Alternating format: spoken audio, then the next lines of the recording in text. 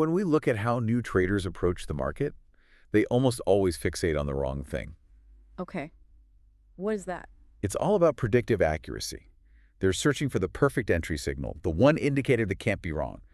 But the sources we've pulled from actual professional trading floors, they all point to something, well, something much simpler. It's funny, the most underestimated concept, it seems, isn't the analysis or the timing. Not at all. It's position size Hmm. or lot size and how it directly controls your emotions. It's the ultimate behavioral controller. I mean, if you can't master it, it will absolutely master you. So that's what we're unpacking today. This idea that two traders can take the exact same trade on the same day and see the same market move. And have completely different outcomes. Radically different outcomes, all because of that one silent variable. That's it. So let's ground this for a second.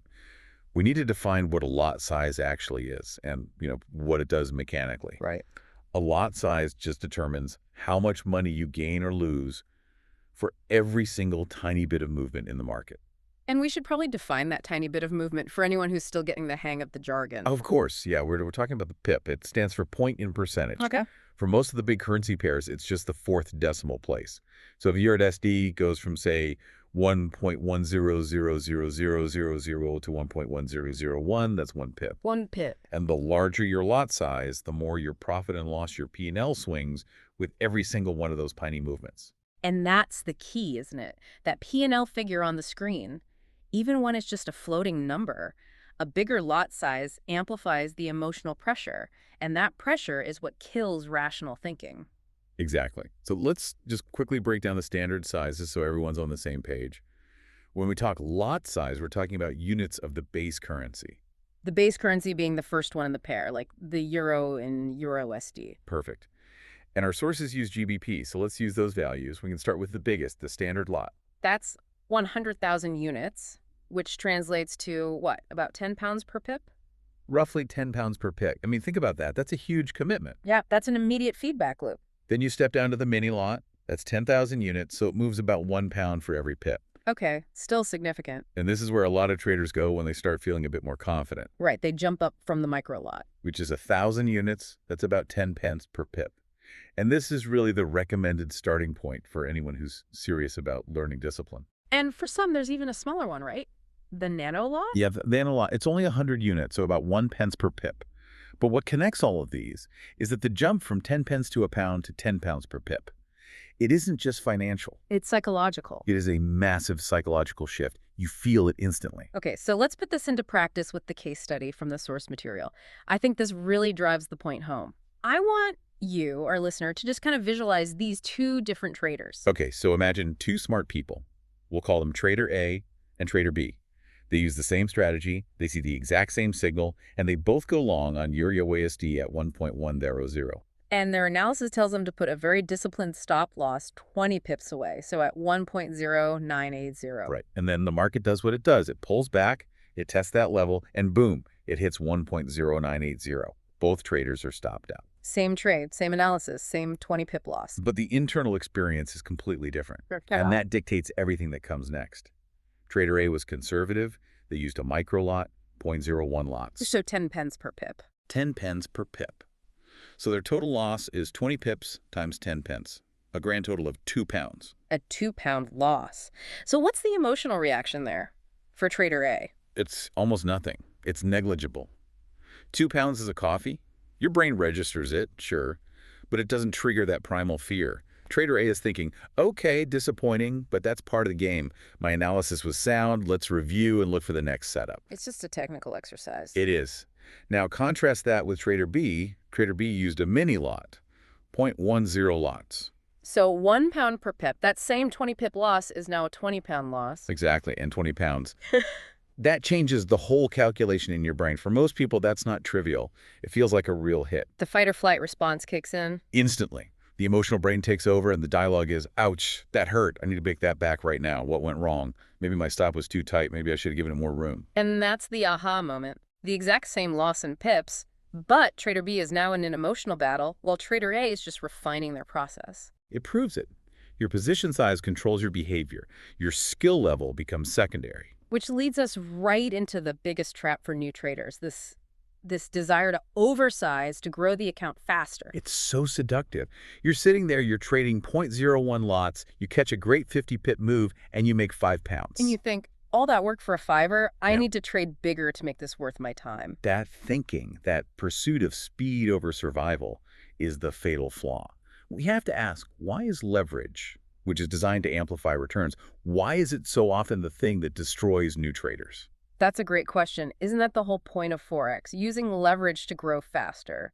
How do we square that with this rule about sizing small? See, leverage itself is just a tool. It's neutral. Oversizing is the misuse of the tool. When you use it to trade a size that's too big for your account or just too big for your emotional comfort, you immediately lose the ability to follow your plan. The goal changes. The goal is no longer about executing your strategy. It becomes damage control. So what are the first signs? If your lot size is just a little too big, what are the first behaviors we see that show a trader's in trouble? Oh, they're tragically predictable. Right. First, normal market volatility, the little ups and downs that are perfectly healthy, they feel violent. Right. Price moves against you by just 10 pips, and your screen flashes a loss that makes your stomach just drop. Which leads right to the next thing, I imagine. Closing trades too early, you do it out of fear. You see a tiny bit of profit, and you just snatch it to make the anxiety stop. And you kill your risk-to-reward ratio in the process. You can't let your winners run. You can't. And then comes the classic account killer, messing with your stop loss. Ah, yes. Giving the trade more room to breathe. Exactly. That's the rationalization. Instead of taking the small planned loss, you start bargaining. Yeah. Oh, it's just a fake out. It's about to turn around. I'll just move my stop down another 10 pips. And you've just turned a defined risk into a potential catastrophe. And it all ends with the revenge trade. You take that big loss, you panic, and you jump right back in with an even bigger size on a trade you haven't even analyzed. It's a feedback loop. It is. But on the other hand, when the size is right, when it's small enough that you barely feel it financially, that same market movement feels manageable. You hold the trade according to your plan, and the stop loss feels, well, it feels acceptable. You're making rational decisions again. The goal becomes managing your emotional state, not maximizing one single profit. So that brings us to the professional solution. If all this chaos comes from emotional guesswork, how do the pros stay so detached? They work backward. They use a cold, hard calculation. They stop thinking about profit potential first. They think about risk first. They calculate maximum acceptable risk. And it's a simple 4-step formula that anyone can use. Okay, let's walk our listener through this. This really reframes the whole process. Step 1. Decide on your risk amount in currency. Not as a percentage, but a hard number. The amount of money you are genuinely okay with losing if this trade is wrong. Let's say, for our example, it's £3. Okay, £3 per trade. That's my risk budget. Step 2. You measure your stop-loss distance in pips based purely on your technical analysis. So where does the chart tell you your idea is wrong? Let's say it's 20 pips away. Right. Step 3, and this is the crucial part, calculate the required pip value. You take your risk amount, the £3, and you divide it by your stop distance, the 20 pips. 3 divided by 20, that's 15 pence. So each pip has to be worth 15 pence. Exactly. Pound 15 per pip. And then step 4 is simple. You just choose the lot size that gives you that value. So a micro lot is this pound centena pip, a mini is 1 pound. You need something in between. You need 0.015 lots. Precisely. And, some might say, well, my platform only does 0.01 increments, but that's a key distinction. Modern professional platforms allow for that kind of granularity. You can often trade in 0.001 increments. So you can be incredibly precise. You can perfectly match your risk budget instead of having to round up or down and mess up your entire risk plan. So let's run another example. What if my analysis says the stop needs to be further away, say 50 pips, because the market's really choppy? My risk is still £3? The math does the work. £3 divided by 50 pips. That's 6 pence per pip. So you'd need to trade an even smaller size, just 0.006 lots, to keep that risk at exactly £3. The wider the stop, the smaller the position. And that's the beauty of it, the certainty. If your stop gets hit, you lose exactly what you planned, £3, not some scary number that makes you panic. That's the difference between gambling and professional trading. Risk first, position size second. Always. Which leads to that final big objection from beginners. We hear it all the time. Trading 0.01 lots is pointless. I'm not here to make £3 on a good trade. It's a natural feeling, but we have to reframe it. Trading that small isn't about the profit. It's the training. It's the simulation room for building discipline.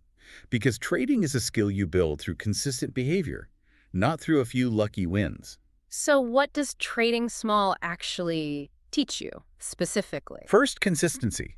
You learn to actually follow your plan because the inevitable losses don't hurt enough to trigger that emotional override. Okay. Second, you learn how to hold through a normal pullback. You learn to trust your analysis instead of your fear because you're not terrified of the drawdown. It also teaches you how to manage more than one trade at a time, right? Without getting overwhelmed. Yes. And maybe most importantly, it teaches you how to survive a losing streak. And they will happen. They're inevitable. The sources are unanimous on this. Every single successful trader started by trading too small a matter. They survived long enough to get good. And the flip side. The traders who started big enough to matter, big enough to feel the pain, they usually didn't survive the learning phase at all. They blew up their accounts, breaking their own rules, all to avoid the pain their oversized positions created. The real secret is survival, not speed. Your goal should be to trade a size that makes you completely indifferent to the outcome of any single trade. If you feel that knot in your stomach, you're trading too big, period. What an incredible deep dive. We started with this obsession everyone has with finding the perfect entry, and we've landed on the discipline of lot size calculation. Survival really is the name of the game. So if your objective is consistency, if it's longevity, ask yourself this question. Is your current position size testing the quality of your strategy? Or is it just testing your personal capacity for pain? What does trading too small allow you to learn today about yourself and about the market that trading too big is preventing you from ever learning at all? A lot to think about there. We'll see you next time for the next deep dive.